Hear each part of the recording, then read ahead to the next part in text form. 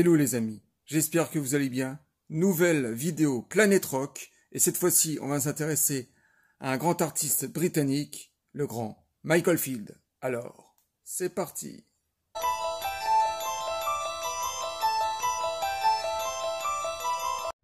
Michael Field, oh là là, quel artiste emblématique pour moi et pour la scène progressive. Alors, avant de vous parler des différents albums, je dirais plutôt faire un best-of de ses meilleurs albums décennie par décennie, parce qu'il faut savoir une chose, c'est que Michael Field a sorti énormément d'albums, que ce soit des studios ou des lives, une trentaine, quarantaine maximum. Voilà, on va faire un petit récap rapide, bien sûr, sur sa vie. Michael Field est né d'une famille britannique, d'un père médecin dans l'armée, d'une mère infirmière dans la Midland. Et Michael Field a eu bien sûr des frères et sœurs. On connaît bien sûr Sally Field, qui était une chanteuse de progressif et folk, un peu comme Michael Field d'ailleurs, dans le même style, qui aura beaucoup de succès dans les années 70 et 80, qui a sorti certains albums emblématiques. Et aussi un autre frère qu'on lui connaît, c'est Terry O'Field. Alors lui, il est beaucoup plus dans la folk, joueur de flûte et de multiples instruments médiéval. Et puis Michael Field va suivre un parcours scolaire des plus classiques et très rapidement, à l'âge de 16-17 ans, il va commencer à écrire les premiers ébauches de son tout premier album qui sera Tubular Bells, sorti en 73, seulement à l'âge de 19 ans. Alors commençons dans les 70, en 73, et seulement à l'âge de 19 ans, Michael Field sort son tout premier album, Tubular Bells, chef-d'œuvre absolu pour moi et pour beaucoup de gens de la scène progressive. Alors que dire sur ce chef-d'œuvre qui est une fusion de styles, à la fois folk, planant, psychédélique et rock progressif. Et cet magnifique album est composé de deux grands morceaux, de deux pièces, de 25 et de 24 minutes. Et cet album était utilisé pour un film d'horreur qui s'appelle L'Exorciste, tourné par William Friedkin.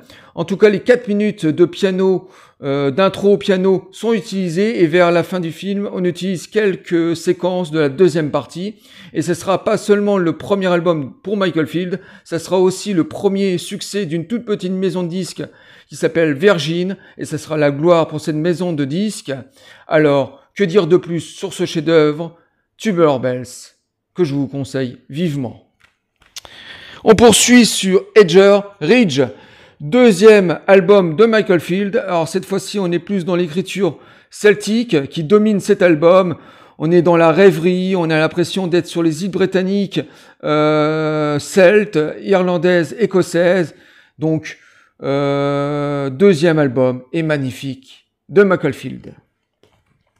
Je poursuis sur son troisième album, Omandan. Cette fois-ci, on est beaucoup plus dans le rock progressif. On est au firmament pour Michael Field à la guitare, aussi bien dans les aigus que dans les graves. C'est une merveille. C'est de nouveau deux pièces de 20 minutes avec pas mal de chants féminins. D'ailleurs, Sally Field fait une apparition sur cet album, et aussi peut-être quelques élans de musique africaine. Omandan, deuxième chef-d'œuvre des années 70. Je poursuis sur Incantation, premier album, double album de Michael Field. On est dans la même écriture que Omandan, très celtique, très planant.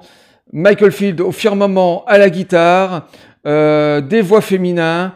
Voilà, c'est 4 grandes pièces de 20 minutes. On est dans la symphonie aussi. Incantation, chef-d'œuvre absolu en double album. Et pour finir, cet album qui va sortir en 79 à la fin de cette décennie, je l'aime bien. On commence à avoir des éléments électroniques, on commence à être dans les années 80, donc dans l'influence. Et c'est pareil, toujours aussi folk, avec beaucoup plus de fantaisie cette fois-ci, avec beaucoup de percussions et beaucoup de guitare. Donc, on va commencer à amorcer progressivement les années 80. Voilà, on a fini les 17 et maintenant on va passer aux années 80. Les années 80, années à succès pour Michael Field, aussi bien sur les ventes de disques qu'auprès du grand public. Commençons par le premier. Discovery, un album très électronique et très pop, que des chansons chantées, à part vers la fin de l'album où il nous gratifie d'un morceau totalement instrumental et très 17. On se souvient tous du grand tube Tout France, qui a eu énormément de succès à l'époque, mais pas seulement, jusqu'à aujourd'hui. Discovery, album à découvrir et facile d'écoute.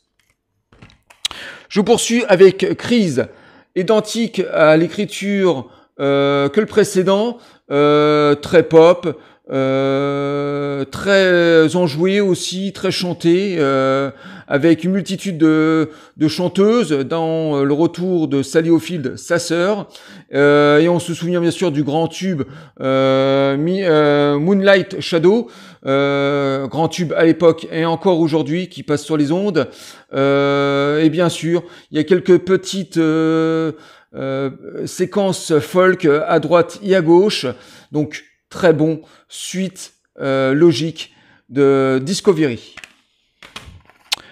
Ensuite, une musique de film, la seule pour Michael Field, du film La Déchirure, magnifique film de guerre, mais pas seulement, aussi social et poétique, et enfin, et en deuxième partie de film, Survival, sur le génocide cambodgien qui a eu lieu entre 75 et 79, un génocide idéologique affreux, et Michael Field en sort une musique symphonique de toute beauté, déchirante, accompagnée de quelques chansons pop qui font pas partie du disque, comme John Lennon.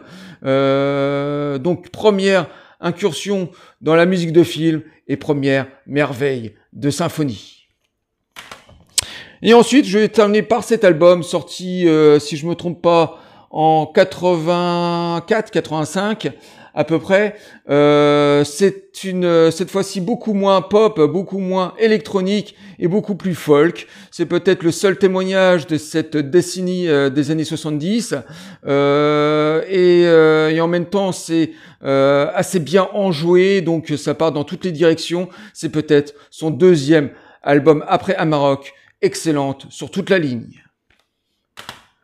Voilà, on vient de terminer cette petite sélection des années 80 et maintenant les années 90. Poursuivons dans les années 90, des années compliquées pour Michael Field, je dirais même oubliées, déjà par le public, qui lui a redonné un regain d'intérêt dans les années 80 en faisant ses plus grands succès. Faut se dire une chose, c'est que dans les années 80, il y avait énormément d'influences musicales assez différentes, la naissance du rap, par exemple, la new wave et la domination de ces instruments électroniques.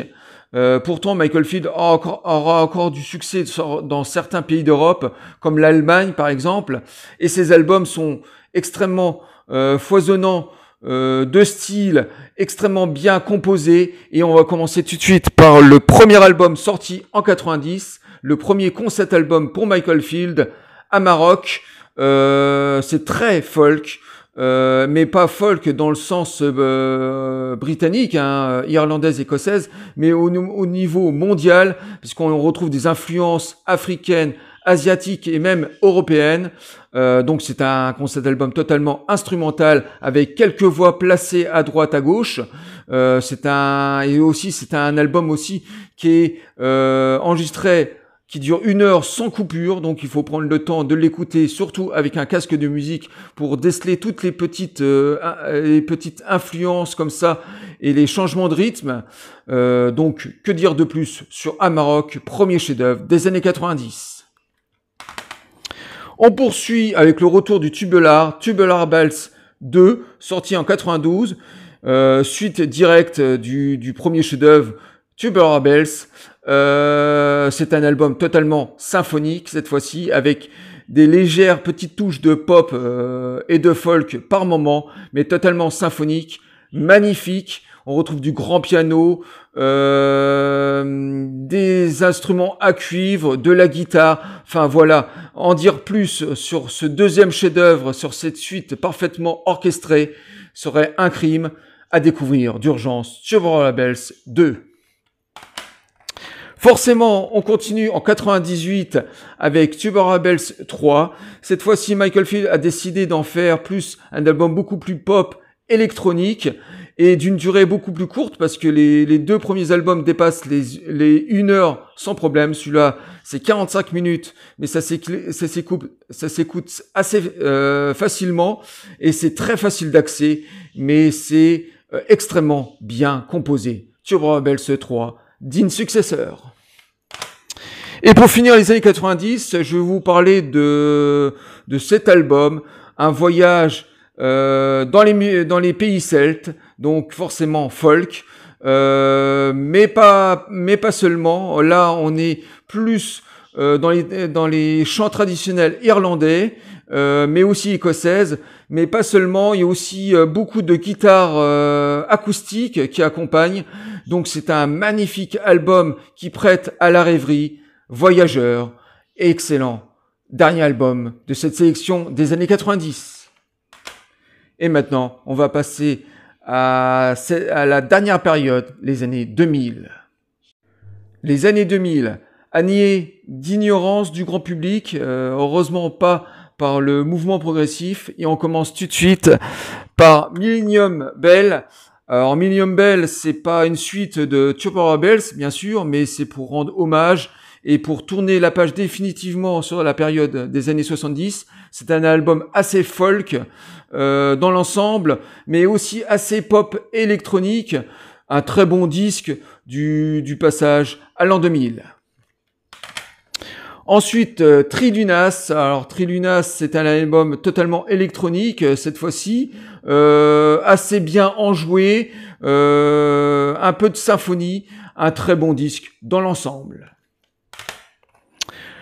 Light et Shadow est un album assez sympathique, assez pop, pas mal de chansons chantées, quelques versions instrumentales assez sombres, et aussi assez éclairé, pas du tout folk du tout, un très bon disque sorti en 2008. Ensuite, le meilleur album de Michael Field sorti dans les années 2000, là on est en 2010, je vous parle à la fois des années 2000 jusqu'en 2020, là où il a sorti son dernier album, et ce album qui s'appelle Music of the Sphere est un album symphonique, accompagné seulement d'instruments acoustiques. Lui, il est à la grande guitare acoustique et d'un orchestre philharmonique. Et c'est juste magnifique. On passe par tous les émotions possibles, imaginables. C'est un album qui est assez court, qui dure 45 minutes, mais à la fois sombre, éclairé. Un magnifique album d'orchestration.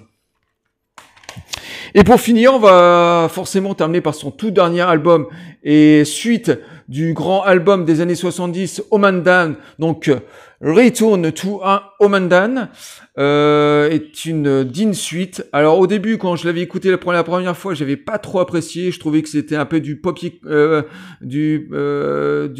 copycat en fait, du premier album. Et en fait, pas du tout. À force de le réécouter plusieurs fois, il y a beaucoup de nuances très différentes et en même temps, on retrouve la structure identique au premier album. Donc, excellent dernier album de Michael Field. Voilà, donc on a fait une grosse sélection de ses meilleurs albums, de ses 40 ans de carrière, même plus même. Et il faut savoir une chose, c'est que Michael Field maintenant compose de moins en moins d'albums, il est de moins en moins inspiré, par exemple. Et puis il a pris une semi-retraite, maintenant il est tranquillement aux Bahamas, dans sa belle maison au bord de mer, et je dirais qu'on est toujours on n'est pas à l'abri d'un retour de Michael Field avec un excellent album, hein, on le souhaite tous. Et pour toutes ces années de magnifiques albums et de cette musique folk, électronique et planante, eh ben on vous remercie vivement, Monsieur Michael Field. Et moi, les amis, je vous dis à très bientôt pour une nouvelle vidéo Planète Rock. Bye les amis.